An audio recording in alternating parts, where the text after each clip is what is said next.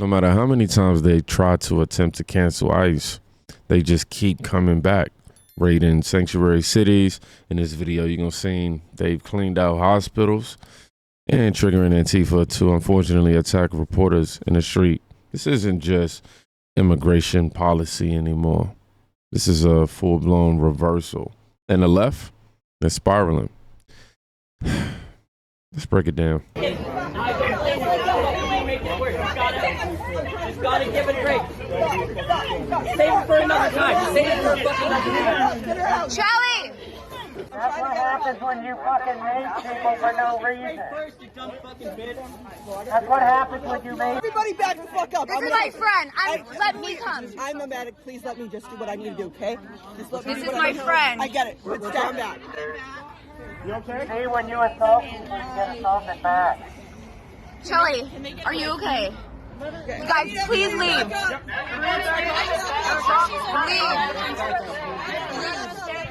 Everyone back up. Back up, y'all. Come on. And they've captured a photo of the suspect who had thrown several punches at apparently at her while she was on top of he was on top of her in the bushes. Apparently, or he or she, they say. Antifa used to hide behind masks, but now they openly assaulting journalists outside of ICE facilities just for documenting the truth. You know what that tells me? ICE is continuing to win. And the people who shielded illegals for years, they're obviously losing control. And when radicals can't control the system, of course they want to control the streets. But if you think that's the worst they've done, wait until you see who ICE just pulled out of Laredo. I don't know if I said that right, but they pulled him out after nearly 4 decades.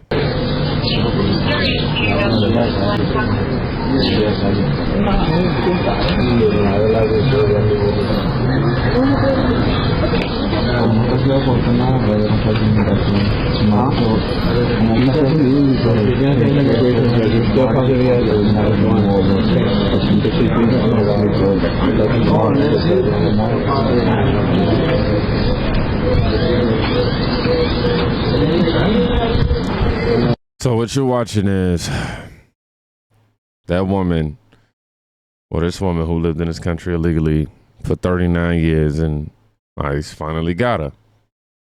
This isn't a policy debate anymore. This is the Trump effect, if you will. We went from handcuffs on ICE agents, metaphorically, to ICE putting handcuffs back on illegals. And just like that, decades of open border leniency gone in 60 seconds. And if you think the politicians are standing strong through all this, you're basically about to watch this Democrat beg for his job. Let me just start by saying that you're here this afternoon because I signed the ICE agreement. Yes, I signed the damn thing because we really had to. We were put in a tough spot. I can't let our entire board of county commissioners and myself be removed from office. I say that with all sincerity because of the role, the responsibilities that we have here within this community to take care of our community and look out for our residents. I did not want to be in a position where the governor will have the opportunity to insert his minions in the roles to lead this county. Because of that, with the advice of the county attorney's office, we decided today that we're still several days away from Tuesday. I thought that it was urgent that we needed to take action now to preclude the possibility that the elected body here within Orange County could be removed from office. I hope you understand that. That was a calculated risk that we had. Obviously, if people who have no elected responsibility to our county would be inserted or put in place, that would be catastrophic to the continuity of government here within Orange County. Yeah, that was the Orlando mayor. And he folds under pressure, under DeSantis pressure. That's how fast they fold. One day he was, we won't be bullied. And you see here the next day, I'll sign the damn thing, is what he says. Let's be honest. These Democrat mayors never cared about the law. They only care when their job's on the line. DeSantis didn't make him sign. He made him expose how fake this resistance actually is. That's what he really did. And while the politicians are flip-flopping, guess who's standing up and saying what everyone else is afraid to? It's a public place. If you do that, that's assault. Look, it's just these nice people here for a better life. Don't touch my phone. They go. Don't touch me. Someone just run her over. Let's go. I'm sorry, what? No, hey. Hey, run me over. If you love Mexico so much, please go back. Are you here illegally? You're a trippin'. You are? Yeah. I can't wait until ICE deports you. Come on. I'm allowed to walk on the sidewalk, thank you. Take you on a trip. You'll appreciate the steps. Please go back. You're probably hungry, girl. I don't want that. No. You need less. You need less. Go home. Go home. Go home. I look like what? Like a real big hoe? You feel like a big man talking like that? You feel like a big man, fatty? Go back home! Go back home! If you are here illegally, enjoy your stay. You're getting deported soon. This is not stolen land. It was conquered. Sorry your people were too weak. I love Mexico. Have you ever been to Cancun? That's a shithole. The cartels run the country. We never be the slaves, huh? You can't even get married. You can't even do what we do. You've got to be slaves. Ma'am, you're free to go home, literally right now. I know you don't love law and order, but we're going to have it here in America again. Enjoy your stay. It will be very brief from here on out. Your flag is upside down, ma'am. All right. Disclaimer here. I don't condone bullying in any way, shape, or form. This was for context purposes.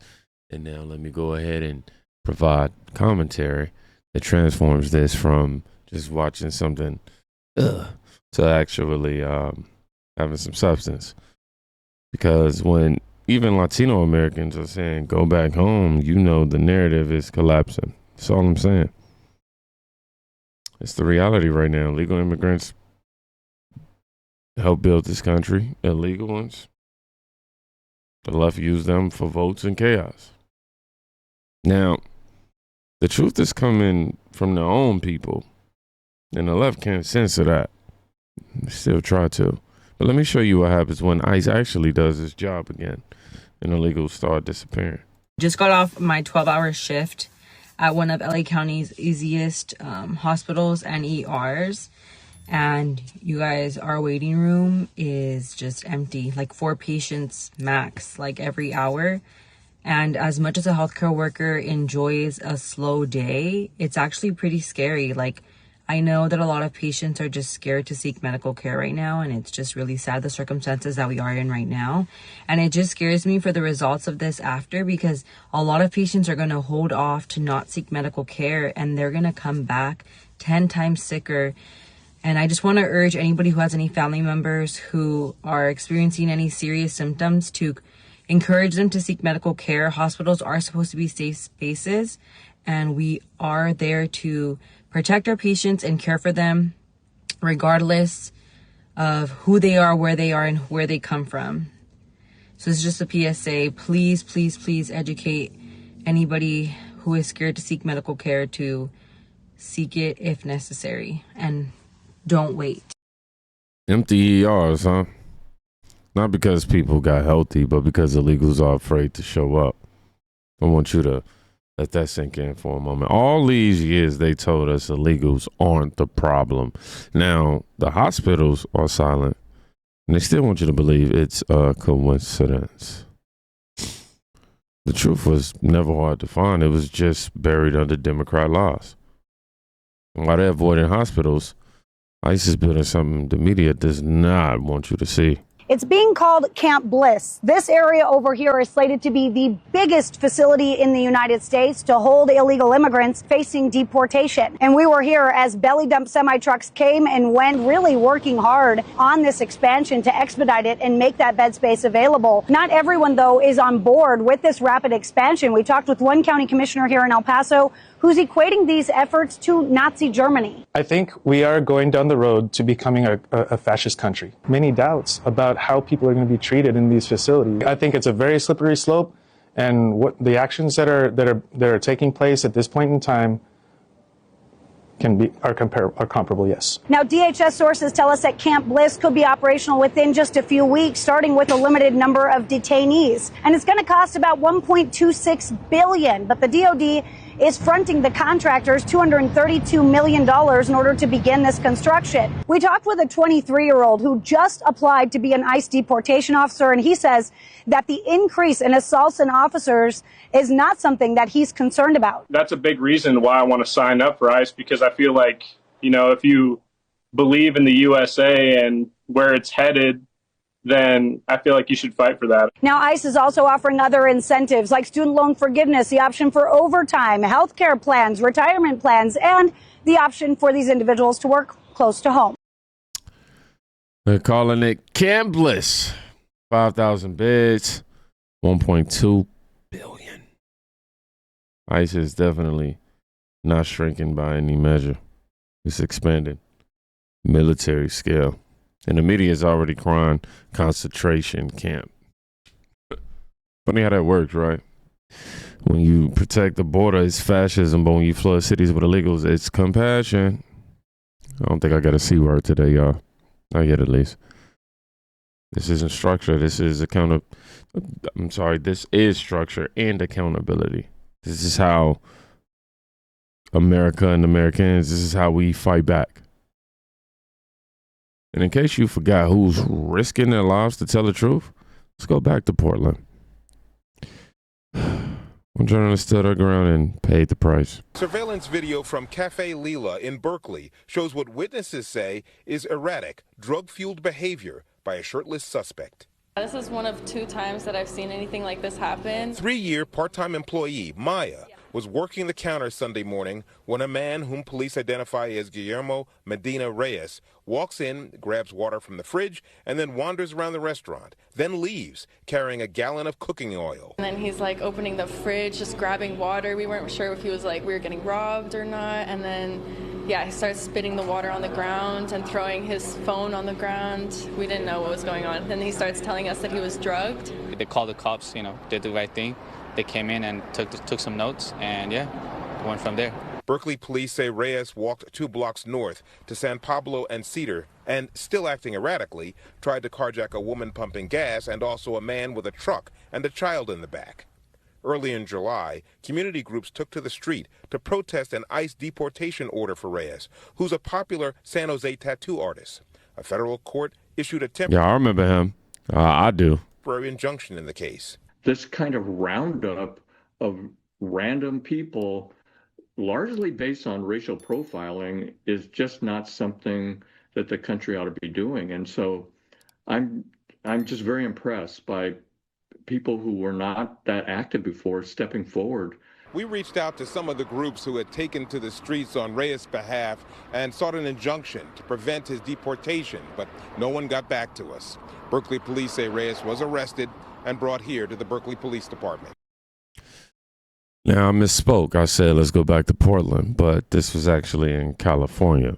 And this is a guy whom we seen basically pleading not to get detained, but boom.